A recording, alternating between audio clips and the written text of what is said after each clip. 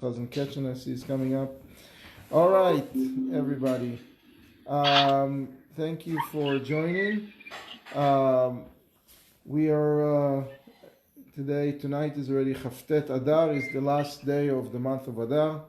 So let's use it to have a lot of simcha, to take it for the rest of the year. And we are studying Shmuel I, chapter 23, verse 1. We're just a quick overview of what happened before. David is on the run. He ran. He's fighting. He's running for his life.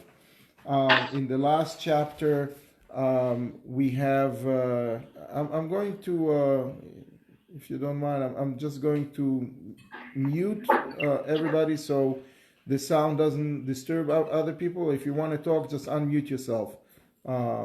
Just by default, it comes unmuted. So I'm just going to. Why is Gary here again? No, I don't know who, but just it's easier when people don't. It's muted when people don't talk. All right, so you're all muted, but feel free to unmute yourself. That's no problem. Anyway, so in the past chapter we had David, Shaul retaliating from Nov, the city of the priests, the city of Ira Kohanim, killing everybody on board except one person who escaped, Aviatar. One Kohen was able to escape, he. The reason he killed them all is because he felt that they're helping David in his run. They're helping him rebel. They're going against him, Saul, and therefore he was very upset with them. Obviously, it was not right. It was totally wrong to do that, to feel that they were all going against him. There was a very legitimate reason why the high priest Achimelech helped David. He didn't know that he is running away. But right now, a total disaster struck that city. It was basically wiped out. The Mishkan is never going to be back there because there was nobody to work it. The last lowly priest, the Kohen, his name was Aviatar. He escaped as well and joined David. And David told him, "Stay with me. I'll protect you with whoever. I'll protect you with my life, basically. Whoever wants me will get you." Now, just in terms of where we are historically and on the calendar, we are in the year 2882. That is exactly 2,900 years and 98. 28 years ago, almost 29, 2898. I'm sorry, 2898, almost 2,900 years ago. And we are in right after Pesach, probably in the month of Iyar. Shmuel died on that year, on the 18th of Iyar, and we are in the a few weeks before that. We right after Pesach, and we right before he died. So it's 3 weeks, 3-4 weeks of span of where it can be. Now, in David's life, in David's history, a lot of things happen on Shabbat, at least so far. The first thing that happened on Shabbat is that he escaped. He ran away and was asking for bread in the city of Nov from Achimelech, from the high priest. So he's that happened on Shabbat, and he arrived there exactly when they changed the showbread. So that's part of the bread that he was able to take with him to run away with. The second thing that happened on Shabbat happened on the same day that he ran away to the area of Achish, to the city of Gat, and the brothers of Goliath discovered that he is in town and they wanted to kill him. So he had to make believe that he's crazy. And one of the part of the act was that he wrote on the gates of the palace of the king that the king is supposed to pay him a whole bunch of money, and that he's he needs to pay him. So that's obviously was a crazy thing to do and to say, but he wrote it. So he wrote on Shabbos. So from that there is a whole discussion, how come he did it, and obviously was pikuach nefesh. He had to save his life, and that's allowed. The next thing also happens on Shabbos, and let's read the first couple of psukim and dive right into it. ויגידו לדוד לאמור, הנה פלישתים נלחמים בקעילה, והם השוסים את הגרנות. So, as there was turmoil in the land of Israel, it was a big splash, obviously, that the king is killing the city of destroying the city where the Bet HaMikdash is, right? This killing all of the Kohanim. That made a big news all around the world, all around the area, there was the reason why he did it was also became known that he's after his son-in-law David. He wanted, that there is infighting. So of course, when there is infighting, there is a problem. Why not jump in and disturb us? That's join the party. So the Philistines joined the party and they started fighting in the city of Kaeelah. And what did they do? They didn't have a particular goal other than terrorize the people of Kaeelah. They basically were they were burning down and destroying the harvest. After Pesach, we know that in the land of Israel, it's the time to harvest the wheat and the barley, and so the fields are being harvested, and the wheat is being collected. It's called the mounds. It's called the granot. And they would come and they would just burn it down and destroy it, and they just wanted to terrorize us. So now Kaeelah, will see soon where this town was. It's very, very interesting to see. In a moment we'll address that. So David, who is not far away but not that close either, hears that the Philistines are coming to attack us. Now, he obviously owned them because he's the one that took out Goliath not long ago. And he felt that they're raising their head again, and he knew that there aren't that many people who would have the courage to go against them, to fight them back. So he felt that it's his job to finish the job. And he started he saved the Jewish people from Goliath. It's his job now to save them from the Philistines who are coming back to fight us again. So now, obviously, he would not do anything without consulting God.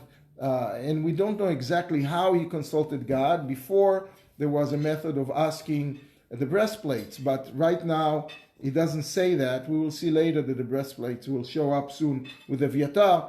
But right now, he was just, I guess, praying, and because he was a prophet himself, he had some way of communicating and understanding what God wants from him. And so, Vaishal David Ba'Hashem, so he asked God, Lemor, should I go and smite those Philistines who are hurting us, who are fighting against the Jewish people in the city of Kaeelah? So Vayomer Hashem el David. So God answers David, Lech v'ikita b'Filishtim v'oshata et Kaeelah. So he tells him, you should go and you should fight them and you should smite them and you should redeem and save Kaeelah. Now, there is, grammatically speaking, when you say V'ikita ba plishtim or Ikita et plishtim, there is a big difference. We will see later that he's being told that he's going to smite et plishtim. Here we're saying ba plishtim. Ba plishtim means some of them, meaning you just go and fight, and naturally in a fight you will get some of them. It doesn't mean that you will totally overwhelm them and completely annihilate them. So it was an answer, yeah, you should go and fight them, and with that you will redeem the city of Kaeelah.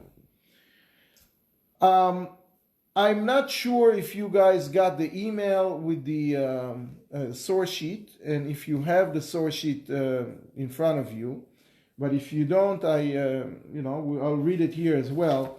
I wanted to sort of pause here a little bit because it's seems very not such a potent couple of sentences, but there is a lot there that is really applicable and till this very day, and was very applicable in the past few years, and I wanted to share with you.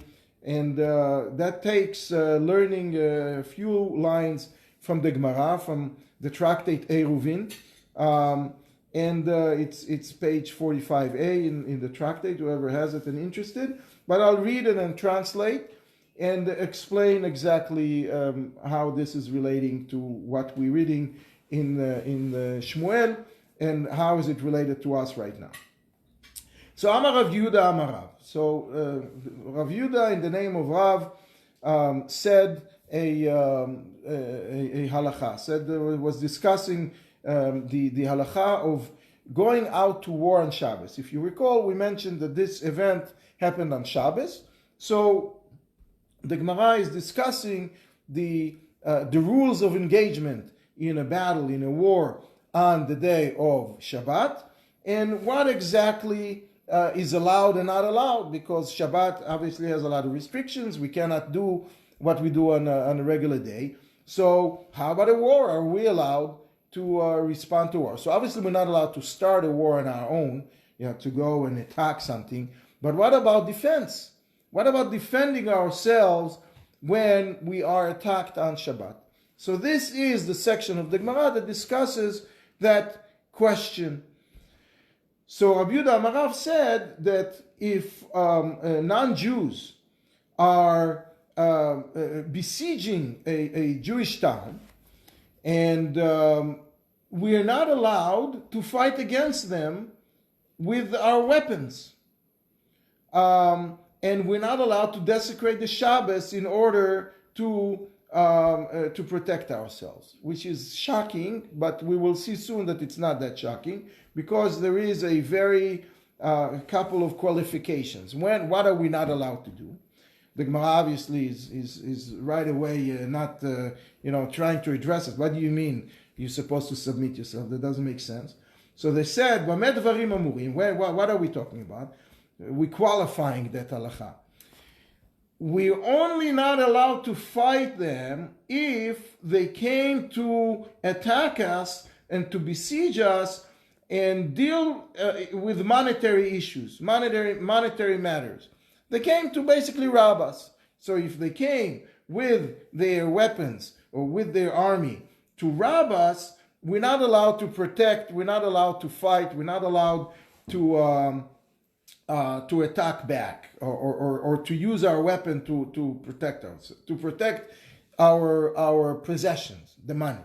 However, if there is a concern with life, if it's a life and death matter, meaning they're not coming just to rob the warehouse, they're coming to rob the warehouse, and there is a potential of them, if they see us, one of us is going to kill the person, or that to begin with come to kill us, then there is absolutely no question. We have to use our weapons, we have to go to war, we have to desecrate Shabbos. This is the justification that we have, that we're questioning before. How come we can defend ourselves? It's very uncommon that someone is going to start a war just to rob us, to rob some, a few shekels. There is another qualification which is very, very interesting, and it has to do, as we will see, with what we're learning right now. With regard to a town that is located near a border town, which in Israel is very common because Israel is small and there are a lot of border towns. So when we talk about a border town, even if they didn't come, the Gentiles who are attacking us did not attack us for specifically concerns regards to something that concerns our lives. That we cannot, we're not going to be losing lives. But even if they came to attack us regarding matters of hay and straw, they came to just destroy our hay, to destroy, straws, to destroy things that are not real. A city that is close to the border, and soon we will see why. Why does it matter that it's close to the border? We will see that in Shulchan Aruch in a second. We have to desecrate the Shabbos. We have to fight. We have to arm ourselves. We have to use our weapons. We have to go out. We have to drive the tanks, the jeeps, whatever it is that we're using. And there is absolutely no question. So if we're talking about a border town, if some army or groups or militias of Gentiles are coming to attack us, if we're talking about a border town, for anything, for hay, for anything even that it's not important. The Gemara is continuing and is reciting, quoting from the story that we just learned, and bringing this as a proof that this is the halacha. Tana, Kaeelah, the city that we were talking about, that we read about, that the Philistines were attacking, Kashvateven, they came for the purpose of just ruining our hay, right? They were not coming to take any to capture some booty or to capture something or to kill us, God forbid. They were just there to terrorize us, to burn our, the fields. Vehema shosim et agranot, and that's what they were doing. He's quoting from the pasuk that we just learned. And what do we say? David asked God, should I go and protect myself? And should I go and attack back the Philistines for that, on that day, for that purpose? And God told him, yes, go and redeem and go and save Kaeelah. This is what the Gemara is bringing as a proof that in such a situation we're supposed to do it. So the Gemara is continuing, 2 more lines with the Gemara and then we'll go back. It says, what was he asking? What was David asking God, should I fight? If he had a halachic question, if he had a problem understanding what is the halacha, should I fight or should I not fight, he should not be asking God. That's not what we do. What do? We ask a Rav, right? You had to go to Beis Din of Shmuel. Shmuel existed. His Beis Din was functioning. It's a matter of a question that you can ask a rabbi because it's important enough when there is an attack to go and ask a rabbi, and so the rabbi will tell you, which means to say that this is the accepted halacha. Wasn't some out of the ordinary exception that God made in that particular case and told David, listen, you should go and fight. No, that's the halacha. Any rabbi would tell you that if someone attacks you on the border town for hay or for unimportant matters, you should go and protect yourself.